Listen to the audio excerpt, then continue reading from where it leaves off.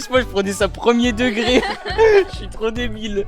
Donc, du coup, on va pas à Saint-Pierre. Salut, moi c'est Claire. À l'écluse là.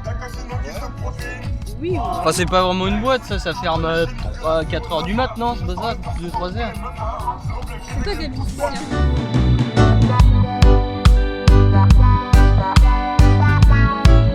Oh, bien joli. Sherlock Holmes. Florent Pagny? Ouais. Mais non. Florent Pagny. Sinon, il y a un livre qui s'appelle L'huître. L'huître. Je pense que c'est vraiment une histoire d'huître. Ça m'intéresse. Il est Une huître sympa. qui a trouvé la perle Bah, il y en a un qui s'appelle Cacao.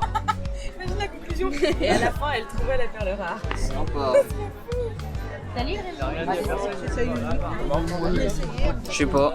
Je sais même pas si ça me filme bien. Albert, reporter. Ici, c'est pas la joie. Vas-y, ça me filme bien. Non, non, je vais rien sortir du tout. Il est fada lui. Jojo c'est Jojo le rigolo quoi. Il crie oh gigolo là, je vais pas lui donner mes sous, non, non, non. Oui, bah je vais me mettre au milieu hein. Ah ça pue la moule. Ah ça pue. Non, ça sent juste la moule. Non, ça pue. Ça pue la mort.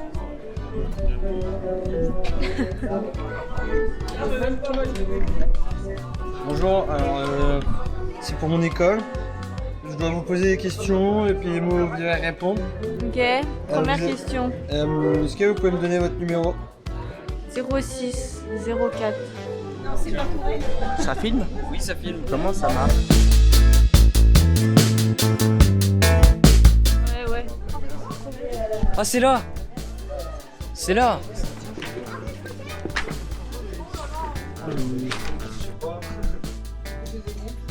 C'est quoi ça? C'est quoi ce truc là? 6 June, tu connais? Non. Ça me dit rien. Hein. Chevignon. Eh mais attends. Ça me fait pas cher.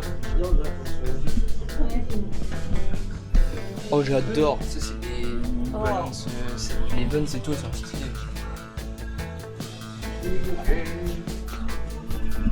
Ah c'est Carhartt. Une petite base. Alors fais-moi ton outfit of the day. Ouais. Sympa. Sympa. Petite jean Zara. Sympa ouais. J'arrive. J'arrive. Lina. Je croyais que c'était Sidé qui me mettait une main dans le dos. Je me suis dit, mais qu'est-ce qu'il fait? J'ai eu peur là. Non non mais non mais non mais enfin. Je me suis Pourquoi il dit. a pas vu cette boutique tout à l'heure? Et après je l'ai.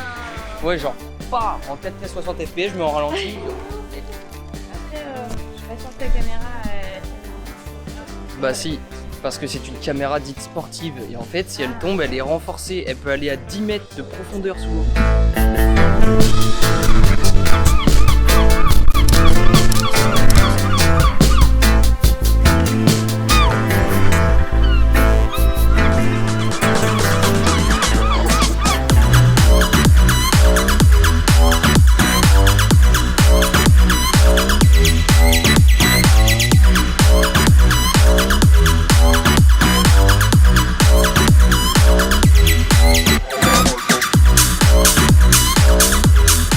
Bah ça fait Nutella hein, c'est du basique, tout basique. Ouais. Waouh 6 Quoi? 6,50€. Nutella. Ouais. Oui. Ok. Voilà. Deux blanches. 2 coca. Toi t'as pas écouté toi. T'as failli encore. 2 crêpes au Nutella, parce que lui il en prend pas. D'origine. Merci.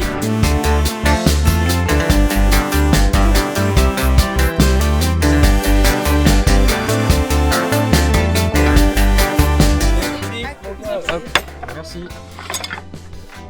Ouais, je veux bien savoir ton snap. Mais c'est qui celui-là?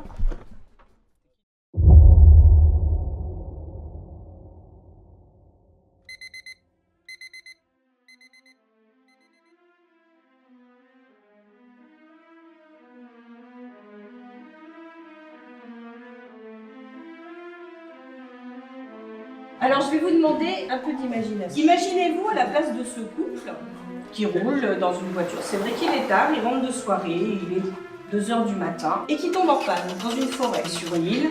Le mari n'est pas forcément très bricoleur, mais on a toujours ce réflexe de sortir. Et donc il dit à sa femme, écoute, je vais voir, je vais ouvrir le capot, on va regarder, peut-être que je vais trouver la solution.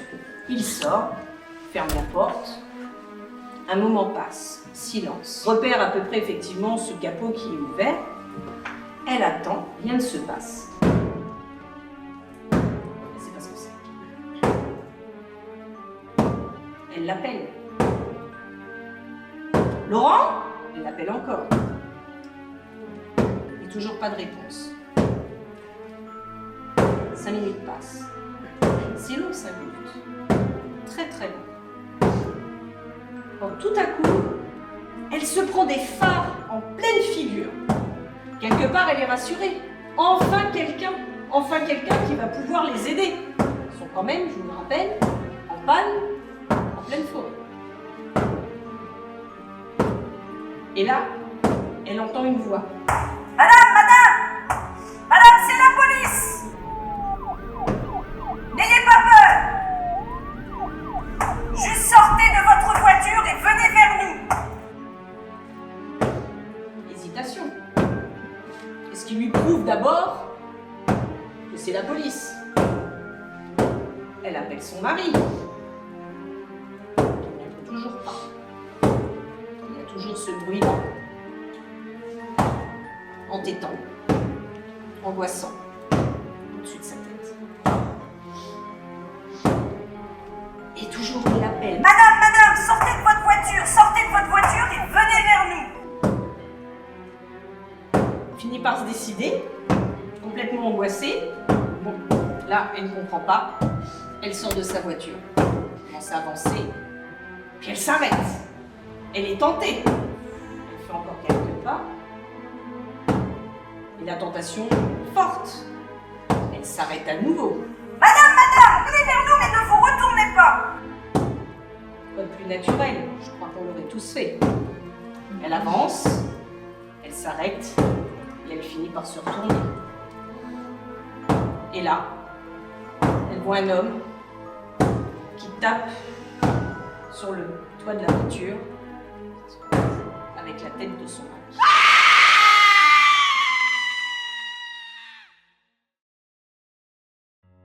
La fameuse histoire de la dame en blanc, et non de la dame blanche, ça n'a rien à voir. Donc en fait là c'est dans une ville, alors c'est une très grande ville effectivement, et vous avez un chauffeur de taxi qui a fini sa journée, il est 3 h du matin, il rentre chez lui. Et il voit à un moment donné sur le chemin une dame tout habillée de blanc qui fait du stop. Donc il s'arrête. Vous allez où? Je voudrais aller au cimetière du Nord, s'il vous plaît. 3 h du matin, cimetière du Nord, ça y est, super, je suis tombée sur une tarée, j'adore. Bon, il y allait, je l'emmène. Il s'arrête au cimetière du Nord et elle lui demande: est-ce que vous pouvez attendre, s'il vous plaît, 2 minutes, je reviens. Bon, j'en suis, voilà, j'attends. Effectivement, peu de temps après, elle revient. Elle s'installe de nouveau dans son véhicule et là, elle lui demande: est-ce que vous pouvez m'emmener au cimetière de l'Est, s'il vous plaît? Il la regarde un peu dans son rétro avec les lumières de la ville, il y a encore quelques lumières, il arrive à voir. Il la trouve bizarre, cette femme, il sait pas trop comment dire, pâle, angoissante, il sait pas, il est pas à l'aise, mais bon, maintenant qu'il a pris dans son véhicule, il l'emmène. Même scénario. Vous pouvez m'attendre, s'il vous plaît, 2 minutes, je reviens. On a envie de se barrer, mais il a sa conscience professionnelle pour lui et il l'attend. Effectivement, peu de temps après, il revient, s'installe de nouveau dans son véhicule. Est-ce que vous pouvez m'emmener au cimetière du Sud, s'il vous plaît? Là, ça commence un petit peu aussi à le saouler, il regarde et tout. Quelque chose de bizarre chez cette femme, on dirait qu'elle a changé. Donc il l'emmène au cimetière du Sud et pareil, même scénario. Elle lui demande de l'attendre, ça va très vite, effectivement, elle revient. Elle la regarde dans le rétro et c'est bizarre, mais vraiment ses yeux, son visage, elle est devenue très... son visage est beaucoup plus dur, enfin il y a quelque chose vraiment dans son apparence. Et puis surtout, sa voix, beaucoup plus rauque, beaucoup plus grave. Est-ce que vous pouvez m'emmener au cimetière de l'Ouest, s'il vous plaît? Alors il a beau être un homme fort, il a beau être, voilà, il commence à se dire quand même la folle, je suis tombée sur la folle du jour qui fait tous les cimetières, qu'est-ce qu'elle y fait? Je n'en sais rien, mais enfin voilà. Bon, il n'aime pas trop, mais bon, il continue son chemin. Il l'emmenait au cimetière de l'Ouest. Et là, quand elle lui demande, pareil, hein, de l'attendre un petit peu, il l'attend, mais là c'est pas 2 minutes, 3 minutes, 10 minutes, c'est très long. Et quand elle revient, il voit que ses vêtements sont déchirés. Vraiment en lambeaux. Son visage, lui qui semblait tellement angoissant, là, elle voit qu'il est très très dur et surtout il a l'impression de voir un petit filet de sang. Vous emmène encore quelque part? Emmenez-moi au cimetière du centre, s'il vous plaît. Prend la route. Puis à un moment, il y a des choses qui se passent dans sa tête évidemment et il finit par lui demander « Est-ce que je peux vous poser une question ?» La femme lui répond « Oui. Est-ce que vous êtes un vampire ?» Alors la chose dans la cave, c'est vrai. C'est vrai que voilà, c'est quelque chose, c'est une histoire aussi qui est tirée d'une histoire vraie. C'est ce qu'on m'a dit, j'en sais pas plus. C'est un jeune couple avec un tout petit qui s'installe dans une maison qui a été, c'est vraiment une vieille maison en fait, et très belle maison, hein, vraiment, qui doit dater au XVIIIe siècle. Mais personne ne trouvait preneur. Et puis ce jeune couple, voilà, bon alors après c'est vrai qu'il y avait une question de budget, ils avaient le budget et ça leur permettait d'être à la campagne comme ils le souhaitaient, parce qu'avec leurs petits c'était très bien. Ils s'installent dans cette grande maison et décident de faire quelques travaux. Et notamment dans la cuisine, il y avait un mur, ils décident de casser le mur et il découvre en fait, il voit bien qu'il y a quelque chose en fin de compte, c'est un passage qui doit être muré, parce qu'il y a eu un rajout de parpaing, enfin voilà. Donc il casse ces parpaings et effectivement, derrière, il y a une porte. Forcément, ils ouvrent la porte comme ils peuvent, c'était fermé à clé, enfin bon, ils se débrouillent, hein, c'est pas très compliqué en même temps. Il y a des escaliers et en fait, cette porte mène à une cave.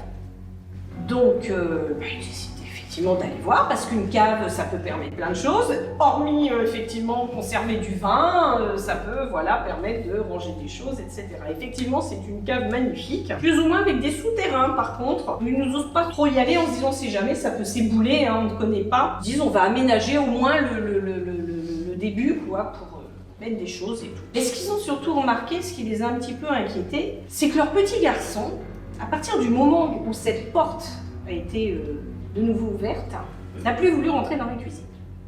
Il voulait plus. Ça le mettait en panique, mais alors une angoisse, quelque chose de terrible, il pleurait, tapait du pied, je veux pas y aller, je veux pas y aller, enfin. Donc, mais regarde, ça ne craint rien dans la cuisine, alors porte fermée, hein, ça ne craint rien et tout, non, il voulait pas. Et donc ils ont décidé, hein, au bout d'un moment, ce n'est pas normal, parce que il y a quelque chose, effectivement, pourquoi est-ce qu'il nous fait cette comédie? Donc de demander à un de leurs amis qui est psychologue, qu'est-ce qu'on fait, bon, voilà. Et donc l'ami en question dit, bah écoute, si vraiment vous n'arrivez pas, voilà, c'est la cuisine, en plus c'est une pièce centrale, on y va régulièrement, c'est là qu'il déjeunait, qu'il dînait, enfin bon. Faut lui prouver qu'il ne craint rien. Vous l'enfermez dans la cuisine et au bout de 5-10 minutes, il va se calmer parce qu'il va voir qu'il n'y a aucun danger. Ça les embête un petit peu, le principe, ils sont pas fans quand même, enfin bon, bah, au bout d'un moment, ils vont pas le faire parce que voilà, c'est compliqué à gérer. Et donc ils enferment leur petit garçon dans la cuisine en lui disant « Tu vas voir, comme ça, que ça ne craint rien, le gamin il hurle, il ne veut pas. » Alors vraiment un contre-cœur, hein, ils l'enferment et tout, ils attendent que ça passe. Il y a le gamin qui tape contre la porte, qui veut sortir et tout. Et puis au bout d'un moment, ça s'arrête. Naturellement, les parents se disent, il a compris que ça ne craint plus rien. Parce que quand ils ont ouvert la porte de la cave était ouverte également. Et ils ont retrouvé leur petit garçon ensanglanté à sa main, sans pouvoir expliquer ce qui s'était passé.